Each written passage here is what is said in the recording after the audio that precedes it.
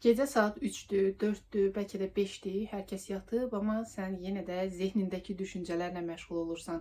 Zehnin sanki məhkəmə salonudur, orada daim haqq-hesab gedir. Keçmişdə olan hadisələr canlanır və yaxud da gələcəkdə ola biləcək və olmaq ehtimalı bəlkə də ümumiyyətlə olmayan ssenarilər qurursan və bundan narahatlıq hissi keçirirsən. Bu da təbii sənin yuxu rejimini pozur, özünü daha gərgin, daha stresli və daha yorğun hiss etməyinə gətirib çıxarır. Bəlkə də sabah ola biləcəkləri zehnində artıq planlamısan. Səhər tezdən nə edəcəksən, iş yerində nələr baş verəcək, bütün bunların ssenarisini qurub zehnində artıq yaşayırsan.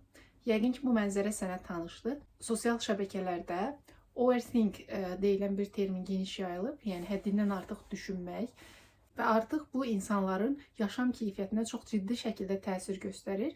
Maraqlısı da burasındadır ki, insan həddindən artıq düşünməyin zərərli olduğunu bildiyi halda yenə də bunu həyatına daxil edir və həyatını dırnaqarası cəhənnəmə çevirir.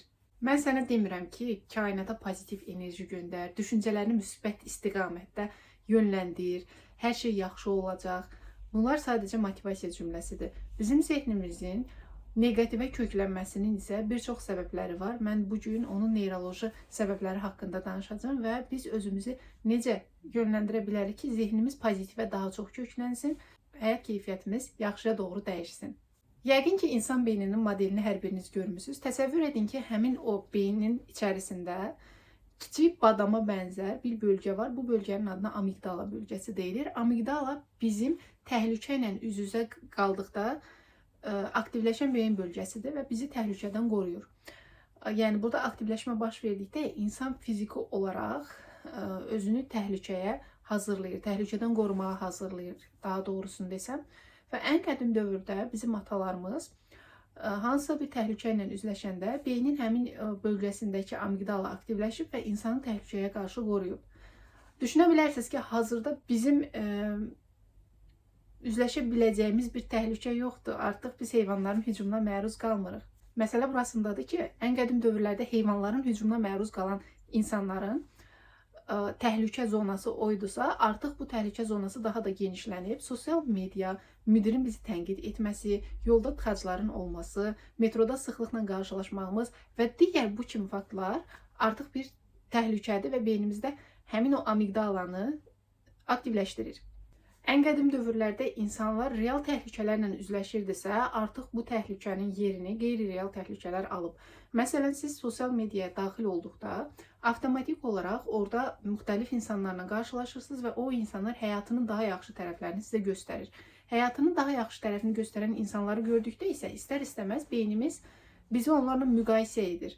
Bu isə özü bir təhlükə mesajını ötürür. Yəni, bizim beynimiz əvvəl təhlükəyə qarşı reaksiya verirdisə, indi sosial mediada hansısa bir müqayisə belə amigdalanı aktivləşdirib bizdə stres və gərginliyi artıra bilir. Artıq sosial media demək olar ki, hər birimizin gündəlik həyatının bir parçasına çevrilib və sosial medianın həyatımızın bir parçasına çevrilməsi bizi dünyadakı insanlarla tanış edir virtual olaraq da olsa.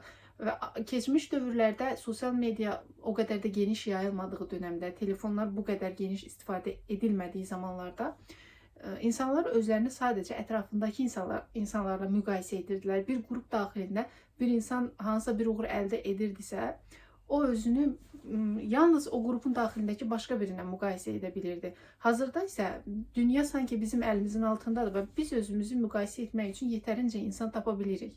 Bu isə təbii olaraq insanda yetərsizlik hissini yaradır. Yəni, mən həyatımda müəyyən bir səviyyəyə gəlirəm, daha yaxşılarının olmasını da qəbullanmalıyam. Bunu isə daim sosial media bizə göstərir, səndən daha yaxşıları var. Mən isə daha yaxşısını əldə etmək üçün daim çalışıram və çalışdığım məqamda da görürəm ki, əldə etdiyimdən daha yaxşısı var. Belə bir döngü təkrarlanır və nəticədə insan özünü daha da yetərsiz hiss edir.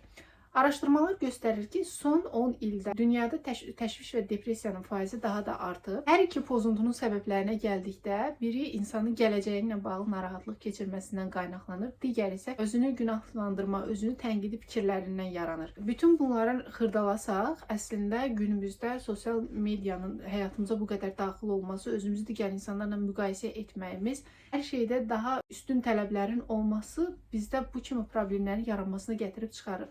Onu da qeyd edim ki, insan bədənində kortizol, yəni stres hormonunun yüksək olması beynimizin müxtəlif funksiyalarına təsir göstərir. Məsələn, araşdırmalar göstərir ki, stres səviyyəsi yüksək olanda beynimizin hipokampus bölgəsi kiçilir zamanla. Hipokampus isə insanın yaddaşı ilə bağlı olan beyində bir hissədir. Yəni, qısacası, sadə dildə desəm, nə qədər ki, bədəninizdə kortizol səviyyəsi yüksəkdir, stres çox olur, beynimizin funksiyalarına da bu birbaşa təsir göstərir və zamanla yaddaş problemlərinə gətirib çıxara bilir. Bizim çox düşünməyimizin səbəbi özümüzü bir bataqlıqda hiss etməyimizdir əslində. Yəni, gələcəklə bağlı olan planlarımızı, problemlərimizi bu saatdan düşünüb sanki bir həll yolu axtarmağa çalışırıq. Amma həll yolu axtarmaq əvəzinə uçurumun daha da dərinliyinə düşürük. Hər birimiz yaxşı bilirik ki, çox düşünmək, beynimizdə problemləri davamlı formada ssenari şəklində qurub fırlatmaq bizə həll yolu vəd etmir. Lakin biz bu üsuldan istifadə edərək sanki özümüzü rahatlaşdırırıq ki, mən problem yaransa özümü sığortalamış oluram. Ən azından mən bu haqda düşünürəm. Bir sual verirlər mənə ki, mən gün ərzində çox da düşünmürəm. Bəzən boş vaxtlarım olsa belə gələcəklə bağlı ümumiyyətlə ssenarilər qurmuram, problemləri böyütməyə də çalışmıram.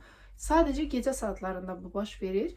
Bu əslində bizim bədənimizin və beynimizin işləmə şəklinə görə belə qurulub. Gecələr insan daha emosional olur, beynin limbik sistemi daha aktiv olur və məntiq, analiz, təhlil bacarığımız demək olar ki, yavaşlayır. Və buna görə də problemləri olduğundan daha böyük görməyə başlayırıq. Bu da düşüncə döngümüzü artırır. Bu da onu bir daha sübut edir ki, əslində bizim gələcəklə bağlı və ya da keçmişlə bağlı gecə saatlarında hansısa ssenarilər qurub onu təhlil etməyimiz problemi həll etmək yox, onu böyütməkdir. İlk növbədə bu məntiqi başa düşmək lazımdır ki, biz hansısa bir ssenarini zehnimizdə qurub onun barəsində çox düşünürüksə, bəzən özümüzə təsəlli kimi deyə bilərik ki, mən bunu düşünməsəm, ola bilər ki, o problemlə qarşılaşanda çıxış yolu tapa bilməyim. Bu məntiqlə məsələyə yanaşsaq, təbii ki, bu düşüncə tərzindən qurtula bilmərik. İlk növbədə bunu bilmək lazımdır ki, düşünmək problemi həll etmir. Problem anında həll olunmalıdır. Biz əvvəldən problemi zehnimizdə yaradıb, olmayacaq bir şeyləri də düşünərək öz enerjimizi buna sərf etməməliyik. Digər bilməli olduğumuz məqam budur ki, bizim beynimiz negativi daha tez görür. Məsələn, mən sizə 10 pozitiv fikir bildirsəm və içərisində bir negativ desəm, sizin negativə fokuslanmağınız daha tez olacaq özünüz haqqınızda. Çünki beyin ancaq negativləri görməyə fokuslanıb, pozitivlər çox olsa belə, arasında bir negativ varsa, ona fokuslanıb, ona doğrulamağa çalışır. Mən sizə həmin o çox düşünməni, yəni yersiz düşünməni azaltmaqla bağlı bəzi metodları deyəcəm. Təbii ki, bu bir neçə metodla düzələsi bir problem deyil. Çünki hər bir insana görə dəyişir həmin problemin səbəbləri. Amma düşünürəm ki, bu metodlar sizin işinizə yaraya bilər. Birinci metod bədəni fiziki olaraq rahatlaşdırmaq metodudur və burada sensor sistemlərin aktiv fəaliyyəti lazımdır. Hansı ki, hər dəfə sizə o düşüncələr gəldikdə və baxırsınız ki, beyniniz bu düşüncədən o düşüncəyə, o düşüncədən bu düşüncəyə keçir və qar topası kimi bunlar böyüməyə başlayır. O zaman dayanırsınız və diqqətinizi başqa bir şeylərə fokuslamağa çalışırsınız. Misal üçün, burada sensor sistemlərlə bağlı bir texnika var. Bir dəqiqə ərzində sadəcə görmə duyu sistemini aktivləşdirirsiniz.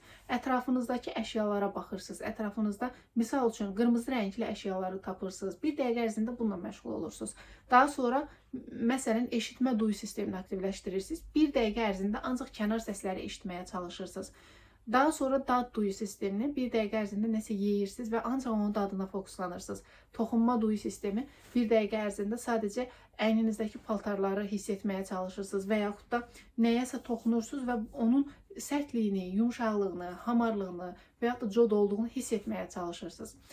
Və yaxud da bir dəqiqə ərzində bir şeyi götürüb qoxluyursunuz. Ancaq diqqətinizi ora fokusluyursunuz. Bu sensor sistemlərini aktivləşdirir və beynə təhlükəsizlik mesajını verir. İkinci texnikamız zehni yenidən çərçivələməkdir. Daha doğrusu zehindəki düşüncələri yenidən çərçivələmək. Məsələn, siz düşünürsünüz ki, dostlarım dünən mən onlarla yeməyə getmədiyim üçün məndən inciyər. Məndən inciyəcək. Burada özünüz üçün sübutlar axtarmağa başlayın. Yəni, hansı fikir məndə bu düşüncəni yaradıb? Zehnimdəki hansı düşüncələr və yaxud da hansı hisslərim məndə belə bir qənaətə gəlib çıxmama səbəb olub? Bununla bağlı özünüzdə sübutlar axtarmağa çalışsanız, görəcəksiniz ki, o sadəcə zehnin sizə oynadığı bir oyundur. Təkcə bu situasiyanı nəzərdə tutmuram. Həyatınızda olan bütün situasiyalara bunu tətbiq eləyə bilərsiniz. Və yaxud da gələcəklə bağlı düşünürsünüzsə ki, mənim gələcəyim yoxdur. Bununla bağlı özünüzdə sübutlar tapın. Mənim gələcəyim olmadığını nə üçün düşünürəm? Bunun sübutu və yaxud da əks sübutu var. Sübut və yaxud da əks sübut tapan zaman siz əslində o düşüncənin hansısa bir xətadan yarandığını fərqinə varacaqsınız. Üçüncü texnika isə düşüncələr və mənin ayrılması texnikasıdır. Bu nə deməkdir? Yəni bizim düşüncələrimiz bizdən ibarət deyil. Daha doğrusu biz düşüncələrimizdən ibarət deyilik. Düşüncələr başqadır, biz başqayıq. Əlinizə gələn o düşüncələr olur, hansı ki zəncirvari xarakter daşıyır. Biri gəlir, ondan sonra biri gəlir. Bu belə olacaq. Təhlükə ssenarisi yazılır. Həmin anda siz onların içərisinə daxil olsanız, sanki bir burulğanın içərisinə düşmüş kimi hiss edəcəksiniz. Amma siz düşüncələrdən kənar olduğunuzu hiss eləsəniz və onları kənardan izlədiyinizi düşünsəniz, bir müddətdən sonra düşüncələr gedəcək. Əslində düşüncələr hər insanın beynində istehsal olunur. Beynin əsas funksiyalarından biri də düşüncə istehsal etməkdir. Sadəcə insanlar ona görə fərqlənir ki, bəzi insanlar həmin düşüncələri tutub saxlayır, ona ciddi yanaşır. Bəzi insanlar isə o düşüncələri öz axarına buraxır və onun həmin şəxsin özünə aid olmadığını başa düşür. Siz də bu şəkildə yanaşsanız, düşünürəm ki, bu düşüncələr müəyyən müddətdən sonra sizi narahat eləməyəcək. Amma qeyd edim ki, burada sadaladığım metodlar sizə müvəqqəti olaraq köməklik göstərə bilər. Dərin səbəbləri araşdırmaq istəyirsinizsə, təbii ki, bir terapevtə müraciət etməyinizi məsləhət görürəm. Çünki çox düşünmənin kök səbəbləri tamamilə fərqli olur. İnsandan insana dəyişir. Ola bilər ki, bir insanın həyatında baş vermiş hansısa situasiya ona bu şəkildə təsir göstərir. Ola bilər ki, insanın daxili kompleksləri var və bu komplekslərdən dolayı zehninə onlarla bağlı müəyyən fikirlər gəlir. Ola bilər ki, insan məsələn təşviş pozuntusundan əziyyət çəkir və yaxud da depressiyadan əziyyət çəkir. O pozuntulardan yaranan düşüncələr onu narahat edir. Bununla bağlı ətraflı məlumat almaq və dəstək almaq istəyirsinizsə, mən aşağıda nömrə qeyd edəcəm. Nömrəni qeyd edib mənimlə əlaqə saxlaya bilərsiniz. Əlavə suallarınız varsa, videonun aşağı hissəsində yazmağı unutmayın. Hər birini cavablayıram. Videonu bura qədər izlədiyiniz üçün sənə təşəkkür edirəm.